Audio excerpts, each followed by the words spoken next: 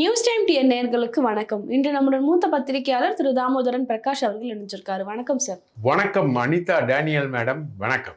Sir, ஏற்கனவே பார்த்தீங்கன்னா, அமித்ஷா அவர்கள் அதிமுக இடையே எந்த சண்டை வந்தாலும் நான் தலையிட மாட்டேன் அப்படின்ற ஒரு விஷயத்த ரொம்ப ஸ்ட்ராங்கா சொல்லியிருந்தாரு. ஆனா இப்ப பார்த்தீங்கன்னா, சி.வி. சண்முகம், வேலுமணி அப்புறம் தனபால் இவங்க இவங்களுக்குள்ள இருக்கிற ஒரு பிரச்சனைய நிர்மலா சீதாராமன் வரைக்கும் எடுத்துட்டு போயிருக்காங்களே சார், எதனால? அதாவது அதிமுகல தலைவர் தகராறு முடிவே இல்ல.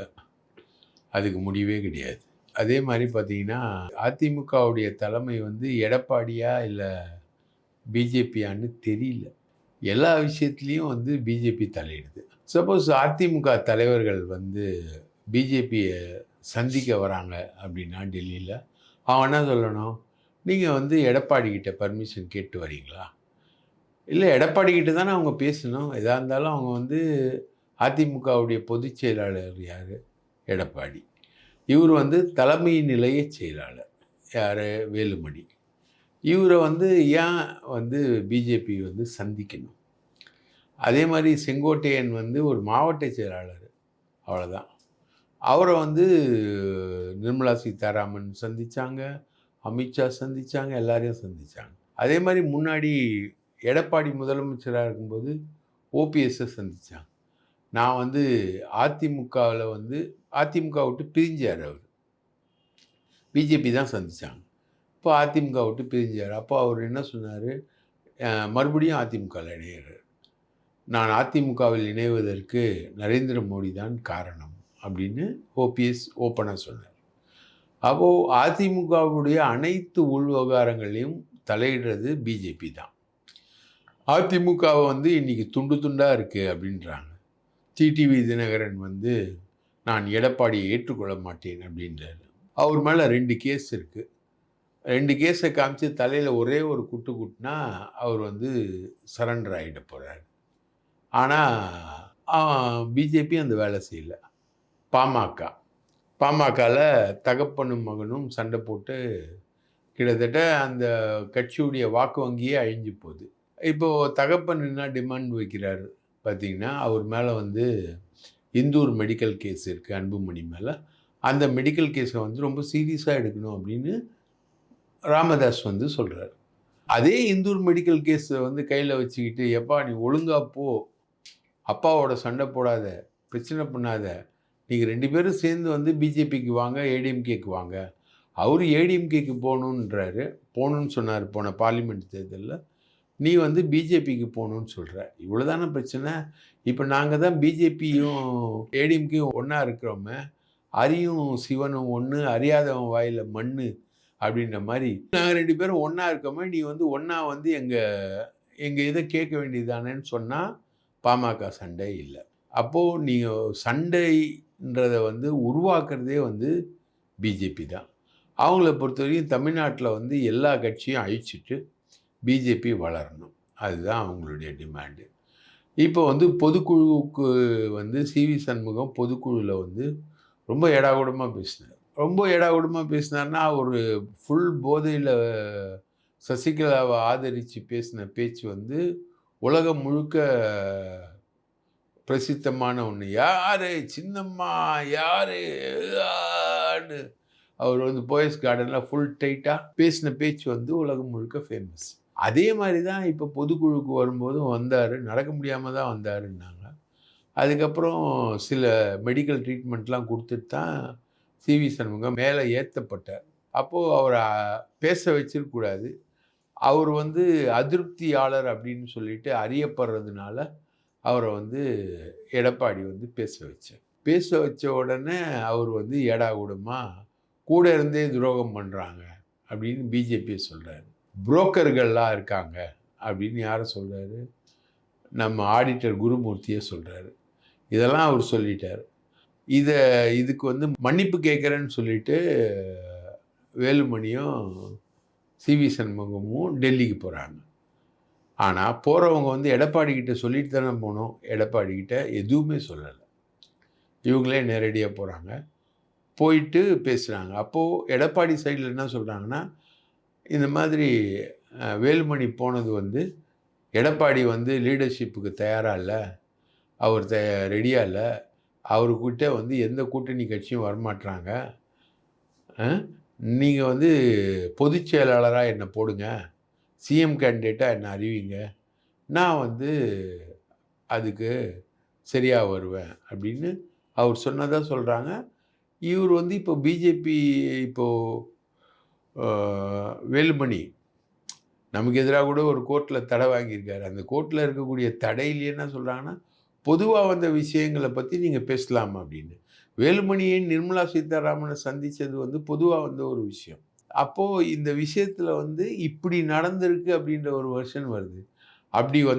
அப்படி நடந்திருந்தால் தான் எடப்பாடிக்கு தெரிவிச்சிட்டு போனால் இதில் பிரச்சனையே கிடையாது. இப்போ எடப்பாடிக்கு தெரியாமல் நீங்கள் போய் பேசுகிறீங்க அப்படின்னா, அப்போ அதில் ஒரு சதித்திட்டம் இருக்குது அப்படின்னு தான் எடப்பாடியுடைய சந்தேகம். அப்போது அதிமுகவுடைய உண்மையான தலைமை யார்? எடப்பாடியா இல்லை பிஜேபியா? அவங்க போயிட்டு வைஸ் பிரசிடெண்ட் சிபி ராதாகிருஷ்ணனை பார்க்குறாரு. அஃப்கோர்ஸ் சிபி ராதாகிருஷ்ணன் வந்து கொங்கு மண்டல பிரமுகர். அதனால் அவரை பார்க்குறதுல ஒன்றும் அவரும் தப்பு தவறுமாக அவர் அரசியல் பண்ணக்கூடிய ஆள் இல்லை, ரொம்ப மெச்சூர்டான ஆள். அவரை பார்க்குறதுல ஒன்றும் அதில் இஷ்யூஸ் இருக்குல்ல. ஆனால் நிர்மலா சீதாராமனை தொடர்ந்து பார்க்குறாங்க. நிர்மலா சீதாராமனுக்கு தமிழக அரசியலில் வந்து எப்போவுமே தன் கண்ட்ரோலில் இருக்கணும் அப்படின்னு நினைப்பு. அதனால் கேசி பழனிசாமிலேருந்து எல்லாரையும் கூப்பிட்டு அவங்க வந்து பார்ப்பாங்க. செங்கோட்டையனையும் அப்படி தான் பார்த்தாங்க. இப்போது செங்கோட்டையன் பாணியில் வந்து இப்போ வேலுமணி போய் பார்த்துருக்காரு. எடப்பாடிக்கு தெரியாமல் பார்த்துருக்காரு. இது மறுபடியும் ஏடிஎம்கேக்குள்ளே ஒரு ஸ்பிளிட்டை உருவாக்கக்கூடிய ஒரு விஷயம். அதில் வந்து சிவி சண்முகம் வந்து இவராக பேசுவாராம், இஷ்டத்துக்கு பேசுவாராம், நிதானம் இல்லாமல் பேசுவாராம் இவர். அதுக்கப்புறம் இவர் போய் மன்னிப்பு கேட்குற மாதிரி போவாராம். அதை வந்து எடப்பாடிக்கிட்ட சொல்ல மாட்டாராம். எடப்பாடியால் பொதுக்குழுவில் இவர் பேசுகிறத தடுக்கவும் முடியாது. அந்த டைமில் சிவி சண்முகத்தை ஏஞ்சி எடப்பாடி தடுத்து இருந்தார்னா, சிவி சண்முகம் இருந்த நிலைமைக்கு, அன்கண்ட்ரோலாக இருந்த நிலைமைக்கு இன்னும் ஏடாகூடமாக எடப்பாடியை பற்றி பேசியிருப்பார். அப்போ பொதுக்குழுவே ஒரு ரசபசமாக ஆயிருக்கும். அதனால் எடப்பாடி கம்முன்னு இருந்தார். இப்போ போயிட்டு இவங்க போய் டெல்லியில் போய் பேசுகிறாங்க. அதுக்கும் எடப்பாடி கம்முன்னு தான் இருக்கார். இதே வேறு யாராவது பண்ணியிருந்தாங்கன்னா என்ன ஆயிருக்கும்? இந்த மாதிரி செங்கோட்டையனை பேச விட்டு பிஜேபி ஆதரித்து கடைசியில் செங்கோட்டையன் என்ன ஆனார்? தாவேகாவுக்கு போனார். இப்போது அதிமுகவுக்குள்ள இப்போ தேர்தலை சந்திக்கிற இந்த சூழ்நிலையில் தேர்தலை வந்து பாஜகவோடு இணைஞ்சு மற்ற ஆட்கள் எல்லாம் சேர்க்கணும் அப்படின்னு, ஒற்றுமையாக சேர்க்கணும் அப்படின்ற ஒரு சூழல் உருவாகக்கூடிய இந்த நிலையில் கூட பாஜக கூட்டணியில் கண்ட்ரோல் வந்து எடப்பாடி கையில் இல்லை. அதிமுக எடப்பாடி கையில் சுத்தமாக இல்லை. அதுதான் இந்த சந்திப்பு உணர்த்தக்கூடிய செய்தி. பெண்களுக்கு பாதுகாப்பு இல்லைன்னு எந்த ஒரு மேடையில் ஏறினாலும் தாவேகா தலைவரோட விஜயோட பேச்சு இதுவாக தான் சார் இருக்குது. எந்த மேடையில் ஏறினாலும் தமிழ்நாட்டில் மெயினாக வந்து தமிழ்நாடு தான் அவர் குறிப்பிடுவார், இது இல்லை அப்படின்னு சொல்லிட்டு. ஆனால் இப்போ பார்த்தீங்கன்னா தாவேகாவோட மாவட்ட செயலாளர் ஒருத்தரை இந்த மாதிரி பெண்கள் விஷயத்தில் கூப்பிட்டு கட்டி வச்சு அடிச்சிருக்காங்களே சார், இது என்ன? அந்த மாவட்ட செயலாளர் பேர் வந்து நாமக்கல் கிழக்கு மாவட்ட செயலாளர் செந்தில்நாதன். இந்த நாமக்கல் கிழக்கு மாவட்டம் என்பது வந்து ராசிபுரம். இது வந்து இப்போ பொதுக்கூட்டம் நடத்தி பெண்களுக்கு பாதுகாப்பு இல்லைன்னு முழங்கினார்ல நம்ம விஜய், அந்த இடத்துக்கு பக்கத்தில் 15 கிலோமீட்டர் தொலைவில் தான் இந்த ராசிபுரம் இருக்குது. இவங்க வந்து தாவேகாவுடைய மகளிர் அணியில் இருக்காங்க. கணவர் வந்து ஒரு கார் டிரைவர். இவர் கார் எடுத்துகிட்டு போயிடுவார். அப்போது இந்த செந்தில்நாதனும் நெருக்கமாக பழகிறாங்கன்னு பயங்கரமாக ரூமர். இந்த செந்தில்நாதன் கார் எடுத்துகிட்டு வந்து அங்கே ஒரு மைதானத்தில் நிறுத்திட்டு நைட்டுக்கு போய் தங்கியிருக்கார். இதை வந்து சொந்த தம்பி அவன் என்ன பண்ணியிருக்கான், கண்டுபிடிச்சி இவன் கார் எதுக்கு இங்கே நிற்கிது அப்படின்னு சொல்லிட்டு வீட்டுக்கு பின்பக்கமாக போய் பார்த்தா இவங்க 2 பேரும் கையும் களவுமா சிக்கியிருக்காங்க. உடனே கூப்பிட்டு செம்ம அடி அடித்து போலீஸ் ஸ்டேஷனில் ஒப்படைக்கிறதுக்கு தயாராக இருக்காரு. உடனே அங்கே திருச்செங்கோடு நகரச் செயலாளர் இப்ராஹிம், திருச்செங்கோடு ஒன்றிய செயலாளர் சக்திவேல் இவங்கெல்லாம் வந்து பஞ்சாயத்து பண்ணி தயவு செஞ்சு இது மாதிரி என் மாவட்ட செயலாளரை வந்து அசிங்கமாக கையும் களவுமாக பிடிச்சான்ற மாதிரி நீ வந்து போலீஸ் ஸ்டேஷனில் சொல்லி பிரச்சனை பண்ணிடாத. இப்போ தான் வந்து தாவேகா வந்து பெண்களுக்கு பாதுகாப்பான இயக்கம் அப்படின்னு சொல்லிட்டு நாங்கள் சொல்லிக்கிட்டு வரோம். இப்போது வந்து ஒரு மகளிர் அணியை வந்து மாவட்ட செயலாளரே கை வச்சு விளையாடுறாரு அப்படின்னு வெளியில் தெரிஞ்சால் எங்கள் கட்சிக்கு ஒரு பெரிய அசிங்கம். அதனால் தயவு செஞ்சு அதை செஞ்சிடாத அப்படின்னு கெஞ்சி கூத்தாடி அதை வந்து முறியடிச்சிருக்காங்க. இதுதான் இப்போது வெளியில் அரசல் புரசலாக வரக்கூடிய தகவல். இது மாநாடு நடந்த பெருந்துறையிலேருந்து 15 கிலோமீட்டருக்குள்ளே நடந்த ஒரு விஷயம். மாவட்ட செயலாளர் செம்மடி அடித்து தாக்கி அவருக்கு 2 குழந்தைங்க இருக்குது, இந்த பொண்ணுக்கு ஒரு குழந்தை இருக்குது. அதுக்கப்புறமா இந்த இல்லீகல் அஃபேர். இது வந்து தாவேகாவில் இனிமேல் போட்டு போகக்கூடிய பெண்கள் எல்லாருக்குமே இது வந்து ஒரு மிகப்பெரிய அவப்பெயரை வந்து உருவாக்கக்கூடிய ஒரு விஷயமா மாறியிருக்கு. ஸோ இதுதான் வந்து பெண்களுக்கு தாவேகா அளிக்கும் பாதுகாப்பா அப்படின்ற ஒரு கேள்வியை இது உருவாக்கியிருக்கு. சார் இப்போ நடந்த தாவேகா பொதுக்கூட்டம் வந்து ஈரோட்டில் நடந்ததில்ல சார், அதுக்காக வந்து திமுகல இருந்து ஒரு அமைச்சர் வந்து ரொம்பவே ஹெல்ப் பண்ணியிருக்காரு அப்படின்ற தகவல் வருது. யார் அந்த அமைச்சர் சார்? அந்த அமைச்சர் வந்து முத்துசாமி. அவர் வந்து இப்போ நடந்த தாவேகா மாநாடு வந்து மெயின் ரோடில் நடந்தது. அதுவும் இந்து சமய அறநிலையத்துறைக்கு சொந்தமான நிலத்தில் இடம் கொடுத்து இந்த மாநாடு நடந்திருக்கு.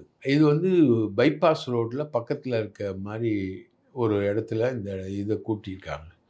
அதுக்கு இந்து சமய அறநிலையத்துறை வந்து முதல்ல எதிர்ப்பு தெரிவிக்குது.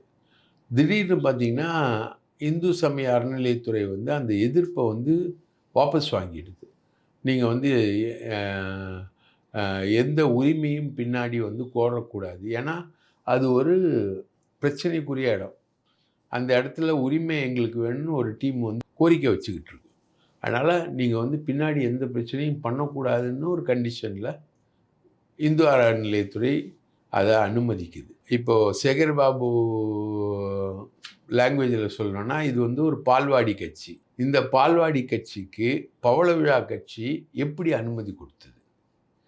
அரசாங்க நிலத்தில் மாநாடு நடத்த எப்படி அனுமதி கொடுத்தது அப்படின்னு ஒரு கேள்வி வரும்பொழுது செங்கோட்டையனும் முத்துசாமியும் எலியும் பூனையுமா தான் ஒரு காலத்தில் இருந்தாங்க.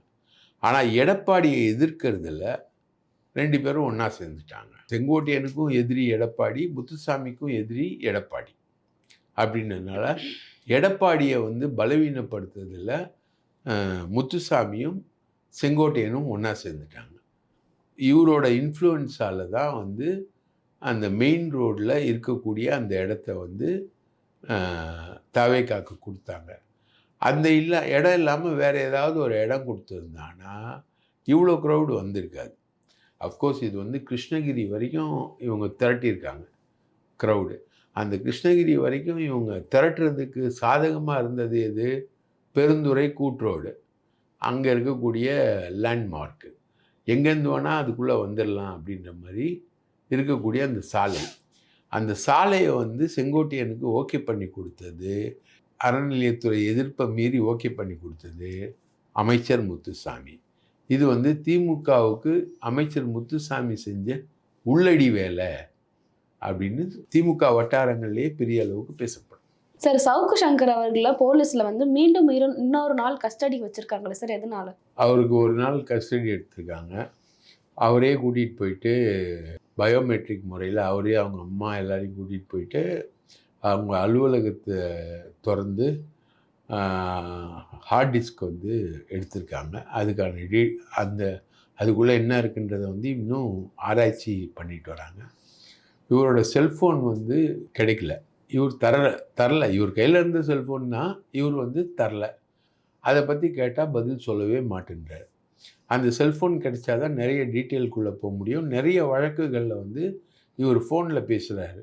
ஃபோனில் பேசி இவர் பேசின டீட்டெயிலெலாம் எதில் இருக்கும் அப்படின்னா அவர் ஃபோன் டீட்டெயில், கால் டீட்டெயிலுக்குள்ளே இருக்கும். கால் டீட்டெயில் வெளியிலேருந்து கூட எடுத்துக்கலாம். ஆனால் செல்ஃபோனுக்குள்ளே பல விஷயங்கள் வந்திருக்கும். பல மெசேஜஸ் இருக்கும், பல ஃபோட்டோஸ் இருக்கும். அந்த ஃபோட்டோஸ் எல்லாத்தையுமே வந்து செல்ஃபோன் மூலமா தான் எடுக்க முடியும். அது இவர் தரல. இவர் என்ன பண்ணியிருக்காரு அப்படின்றது வந்து ரொம்ப பெரிய விஷயமா இருக்கு. இவர் வந்து ட்ரோன் கேமரா எல்லாத்தையுமே வீட்டுக்குள்ள இருந்தே அவங்க கேமராமேன்களை கூப்பிட்டு ட்ரோன் கேமராலாம் ஆப்ரேட் பண்ணி போலீஸ் நிற்கிறது, போகிறது, வர்றது இதெல்லாம் எடுத்திருக்காரு. ட்ரோன்கள் மூலமா இவர் வந்து செல்ஃபோன் எங்கேயோ பேக் பண்ணி வெளியே தூக்கி போட்டார். செல்ஃபோன் வந்து போலீஸ் கையில் கிடைக்கக்கூடாது அப்படின்ற மாதிரி தூக்கி போட்டார். இப்போ இந்த பத்திரிகையாளர்கள்லாம் இருக்காங்க இல்லையா, சவுக்கு சங்கருக்கு சப்போர்ட் பண்ணுற பத்திரிகையாளர்கள், ஆர்கேன்னு ஒருத்தர் பயங்கரமாக சப்போர்ட் பண்ணுறாரு. சவுக்கு சங்கர் அப்படி இப்படின்னு. சவுக்கு சங்கர் என்னென்ன கேவலமான விஷயங்களை பண்ணாருன்னு அவரே ஒப்புதல் வாக்குமூலம் கொடுத்து 600 பக்கத்துக்கு இருக்குது. ரைட்டா, பெண்களை மோசமாக டீல் பண்ணது, அடுத்தவன் சொத்தை அடித்தது. இவர் டீல் பண்ண பெண்களோட எண்ணிக்கை மட்டுமே 600 பெண்களை இவர் டீல் பண்ணாருன்னு இவரே கன்ஃபெஷன் ஸ்டேட்மெண்ட் கொடுத்துருக்காரு. அதில் நம்ம ஃபெலிக்ஸ் ஜெரால்டோட ரிலேட்டிவ் பெண்கள், குடும்ப பெண்களையே அவர் டீல் பண்ணியிருக்காரு. அதுக்கு ஃபெலிக்ஸ் ஜெரால்டும் உடந்தையாக இருந்திருக்கார். அந்த மாதிரி இருந்திருக்கார். அதே மாதிரி பணம் டிரான்சாக்ஷன் வந்து ஃபாரினில் வச்சு கோடிக்கணக்கில் அது நடந்தது வந்து அவர் ஒத்துக்கிட்ட இமெயில்களே வந்து போன தடவை இவர் மாட்டும்போதே கையில் எடுத்திருக்காங்க. இவ்வளோ நல்லவர் இவர். இவருக்கு வந்து இந்த ஆர்கே வந்து சப்போர்ட் பண்ணுறாரு. எங்கள் ப்ரெஸ் கிளப் எலெக்ஷன்லேயும் ஆர்கே வந்து ஆர்கேவுக்கு சவுக்கு சங்கர் சப்போர்ட் பண்ணார். மணின்னு ஒரு பத்திரிகையாளர், அவர் வந்து எல்லார்கிட்டையும் பத்திரிகையாளர்கள்கிட்ட சொல்கிறார், சவுக்கு சங்கர் ஆஃபீஸர் கிட்ட கூட போக முடியல போலீஸால். அவர் வந்து பயோமெட்ரிக்கில் சீல் பண்ணி வச்சிட்டார். கண்ணாடி போட்டு அதுக்கு மேலே சீல் ஓப்பன் பண்ண முடியாத அளவுக்கு பண்ணியிருக்காரு. அதெல்லாம் இந்த முறை போலீஸ் நினைக்கிறதெல்லாம் அங்கெல்லாம் நடக்காது அவர். அப்புறம் ஷபீர்னு ஒருத்தர், இவங்கெல்லாம் தான் வந்து ஆதரவு படை. ரைட்டுங்களா. இப்போ மாலதி வந்து தலைமறைவு, அந்த நிதிஷ்ன்றது தலைமறைவு, லியோன்றவனும் தலைமறைவு, இவங்களாம் தலைமறைவு. இதெல்லாம் தான் ஆதரவு படை. இவங்க வந்து ஆதரவு படைன்றது வந்து முன்னாடியே, இப்போ நான்லாம் வந்து முன்னாடியே இவங்கெல்லாம் ஆதரவு படைன்றதை கண்டுபிடிச்சி தான் இவங்களெல்லாம் எதிர்க்கிறதே. ரைட்டா, சவுக்கு சங்கர் ஆதரவு படைன்றது தான் இவங்களுக்கான எதிர்ப்பே. நம்மளோட எதிர்ப்பு இவங்களுக்கு எதிராக நிற்கிறதுக்கு காரணமே இவங்க சவுக்கு சங்கர் ஆதரவு படைன்றது தான். பார்த்தா அப்படியே இருக்காங்க. அப்போது சவுக்கு சங்கர் வந்து இல்லீகலாக வந்து பிளாக்மெயில் பண்ணுறாரு, இல்லீகலாக பணம் வாங்குறாரு, பலரை பிளாக்மெயில் பண்ணுறாரு. அந்த விஷயங்கள்லாம் இந்த பத்திரிகையாளர்கள் உடந்தையா, இவங்களும் உடந்தையா இருந்திருப்பாங்களா அப்படின்ற ஒரு கேள்வியும் எழுது. அந்த கேள்வியை தவிர்க்க முடியவே இல்லை. இன்னொரு பத்திரிகையாளர் ஒருத்தர், ஒரு பிரபல டெய்லி பத்திரிகைக்கு நிருபராக இருக்கக்கூடிய கிரைம் ஏரியா பார்க்கக்கூடிய அவரும் சப்போர்ட்டிவாக இருக்கார். இவங்க தான் இங்கே சப்போர்ட். இவங்களோட சேலஞ்ச் என்னென்னா, சவுக்கு சங்கரை காவல்துறையால் ஒன்றும் செய்ய முடியாது. அப்போது சவுக்கு சங்கர் செய்தது எல்லாம் நியாயமா? சவுக்கு சங்கர் சட்டப்படி தான் செய்தாரா? அதுக்கும் இவங்க விளக்கம், ஃபெலிக்ஸ்லாம் விளக்கம். அந்த டைரக்டர்லாம்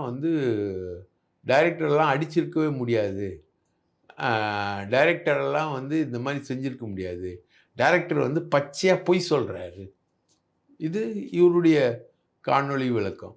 இந்த மாதிரி டபுள் சைடில் இருக்குது. இப்போது இந்த வழக்குகளில் வந்து சவுக்கு சங்கரை மறுபடியும் அவங்க விசாரணைக்கு எடுத்து கஸ்டடி கேட்டிருக்காங்க. கஸ்டடியில் ஒன்றும் சொல்ல மாட்டேன்றார். ஏங்க, உங்கள் கையில் இருக்க ஃபோனுங்க, நீங்கள் குற்றவாளி. ரைட்டா, நீங்கள் ஒரு நகையை திருடிட்டீங்க, நீங்கள் வந்து ஒரு குற்றவாளி அப்படின்னா அந்த நகை எங்கேன்னு கேட்டால் சொல்லணுமா இல்லையா?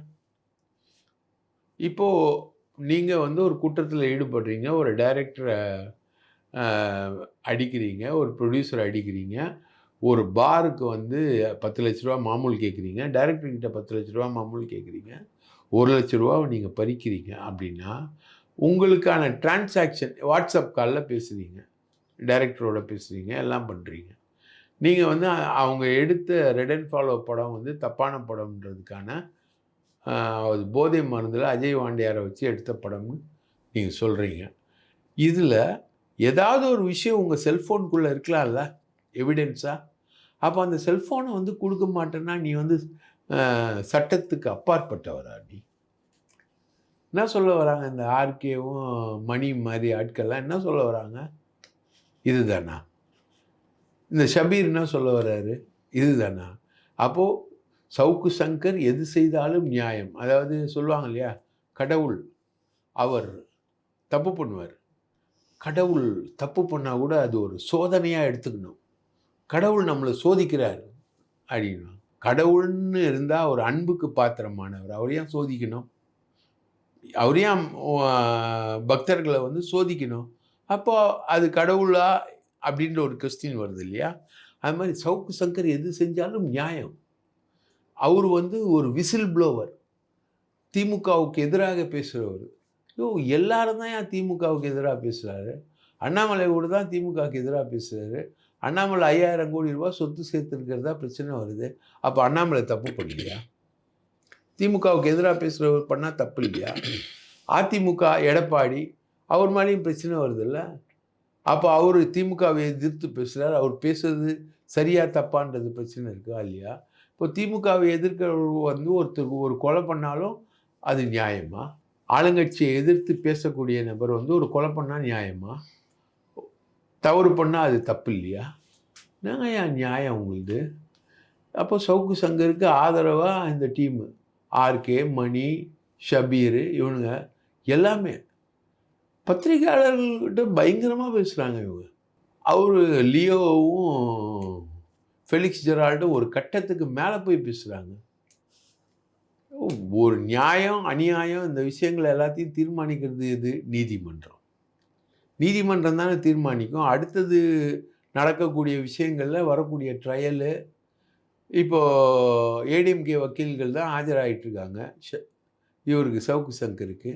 எந்த அடிப்படையில்? அவர் அதிமுக உறுப்பினரா? அதிமுக உறுப்பினரா அவர்? இவங்க ஆஜராகிட்டுருக்காங்க. ஸோ இதில் என்ன நியாயம் அநியாயன்றதே இல்லை. இப்போது ஒரு நாள் இவரோட இது வந்து எக்ஸ்டெண்ட் பண்ணியிருக்காங்க, எடுத்திருக்காங்க. காவல்துறை வந்து சும்மா இருக்காது. நீ ஃபோனை கொடுக்கலனாலும் உன் டீட்டெயில் எடுத்துரும். அது வந்து காவல்துறையுடைய வேலை.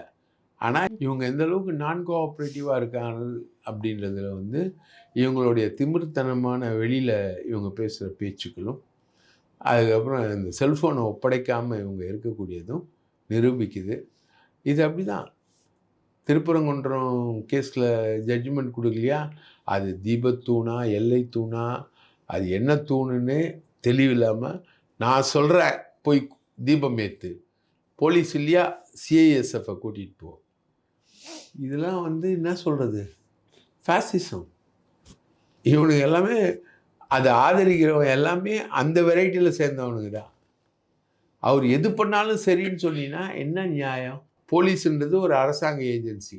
அது தப்பு பண்ணும். தப்பு பண்ணாமலாம் சொல்லலை. ஆனால் அவர் பண்ணால் எல்லாமே சரியாக இருக்கும். சவுக்கு சங்கரெல்லாம் ஒன்றும் பண்ண முடியாது அப்படின்றது இவங்களுடைய ஆர்கியூமெண்ட்டு. இது என்ன ஆர்கியூமெண்ட்டுன்னு தான் தெரியல. பாதிக்கப்பட்ட பெண்கள் 600 பெண்கள் கக்கூஸ் வேலை செய்கிற பொண்ணுலேருந்து, சொந்தக்கார பொண்ணுலேருந்து, வேலை தேடி வந்த பொண்ணுலேருந்து, ஃபேனுன்னு சொல்லி உங்களோட ஃபோட்டோ எடுக்க வந்த பொண்ணுலேருந்து, உதவி கேட்ட பெண்ணுலேருந்து, நட்பு வட்டாரத்தில் இருந்த பெண்கள்லேருந்து எல்லாம்.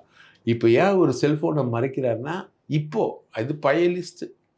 நான் சொல்கிறதெல்லாம் பழைய லிஸ்ட்டு. போன முறை கைது பண்ணப்போ வந்த லிஸ்ட்டு. இப்போ இவர் ஏன் மறைக்கிறாருன்னா ரீசெண்ட் லிஸ்ட்டு வெளில வந்துடுமே, அது எடுத்துருவாங்க. போலீஸ் கண்டிப்பாக எடுத்துருவாங்க. சார், நேற்றைக்கு ஈரோடில் தாவேக்கா நடத்தின அதே பிளேஸில் அதே கூட்டம் வந்து பார்த்திங்கன்னா பல வருடங்களுக்கு முன்னாடி தேமுதிகவில் கேப்டன் விஜயகாந்த் வந்து அதை நடத்தியிருக்காரு. அதே மாதிரி ஒரு கூட்டத்தை இதை விட வந்து பார்த்திங்கன்னா கூட்டம் வந்து இன்னும் 2 மடங்கு வந்து அதிகமாக வந்திருக்காங்க. இதை பற்றி இப்போ தேமுதிக அவர்கள் வந்து பேசிகிட்டு இருக்காங்களே சார். அது 2004ஆம் ஆண்டு பட்டா வழங்கும் நிகழ்ச்சி அந்த இடத்துல வந்து விஜயகாந்த் நடத்தியிருக்கார். அன்றைக்கி வந்து இப்போ எடப்பாடிக்கு 20,000 கூட்டம் கூடிச்சு, இவருக்கு வந்து ஒரு 30,000 கூட்டம் கூடிச்சு. அந்த நிகழ்ச்சியில் ஒரு 45,000 பேர் கலந்துருக்காங்க. இதெல்லாம் விட அதிகமான கூட்டத்தை வந்து விஜயகாந்த் வந்து கூட்டியிருக்காரு. அதை வந்து பிரபாகரன் அப்படின்றவர் வந்து பிரபாகரன் அவர் வந்து கண்டிப்பாக விஜயகாந்த் பையன் இல்லை. அவர் வந்து ஃபோட்டோஸோட அவர் வந்து வெளிப்படுத்தி இதெல்லாம் நான் வந்து ஈரோடு கூட்டத்தை பார்த்து பிரமிக்கிறேன், கூட்டத்தோட நான் செல்ஃபி எடுக்கிறேன் அப்படின்றாரு விஜய்.